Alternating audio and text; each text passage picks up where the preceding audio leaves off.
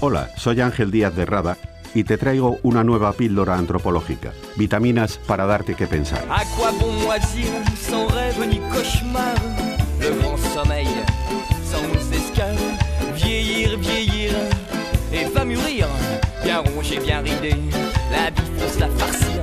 En los discursos políticos de nuestros mandatarios hay una asimetría temporal. Aunque el pasado se menciona frecuentemente para asuntos que una torpe ciencia social consideraría simbólicos, parece excluirse de forma unánime mirar al pasado cuando los asuntos pertenecen al ámbito de lo que ellos consideran economía. Entonces nuestros mandatarios acuerdan en que hay que correr hacia el futuro. El futuro es entendido como el tiempo del progreso económico. El historiador Edward Palmer Thompson publicó en 1963 una obra maestra que nos puede llevar a reflexionar sobre esto, la formación de la clase obrera en Inglaterra.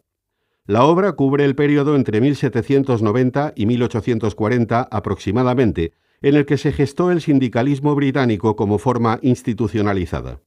Suele considerarse de forma simplificada que ese complejísimo proceso es emblema del movimiento hacia el futuro de los trabajadores en una lucha que representa el antagonismo entre capital y trabajo. En su relato, Thompson dedica un espacio considerable a tratar del movimiento ludita, un movimiento algo confuso para los historiadores que, inspirado en la figura legendaria de un tal Ned Ludd, promovió a partir de 1811 acciones violentas contra la maquinaria que estaba comenzando a utilizarse en la emergente revolución industrial. Thompson pone mucha atención en este movimiento al considerarlo decisivo para comprender el desarrollo de la organización de los trabajadores. Según su interpretación, el movimiento ludita surgió como reacción a las consecuencias de la promulgación en 1799 y 1800 de las Combination Acts. Antecedente temprano de la política económica del capitalismo salvaje, estas leyes ilegalizaron las asociaciones de los trabajadores ya en proceso de formación.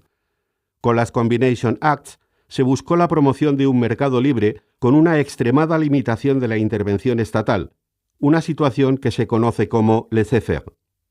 Buena parte del movimiento ludita se basó en la acción de los artesanos y otros trabajadores que, ofreciendo sus productos a domicilio, venían siendo independientes del capital industrial.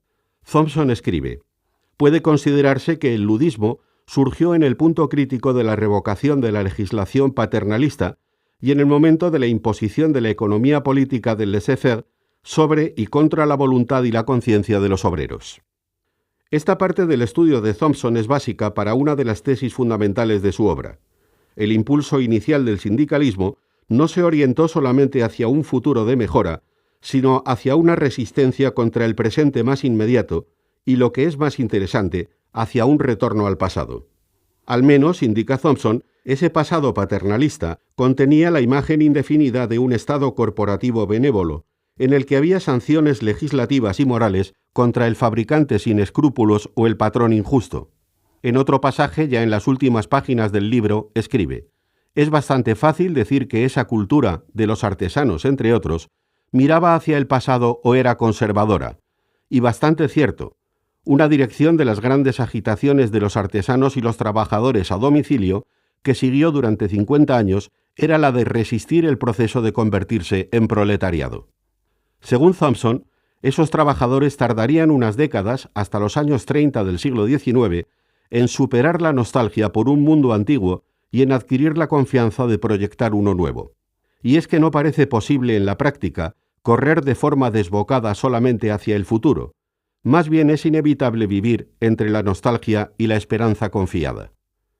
Como señala el historiador en una intuición sobre las deficiencias de cualquier representación abstracta de la temporalidad concreta y sobre la imposibilidad de dislocar hacia el futuro la experiencia del tiempo de quienes en su duración desenvuelven su vida, para aquellos que la viven, la historia no es temprana ni tardía.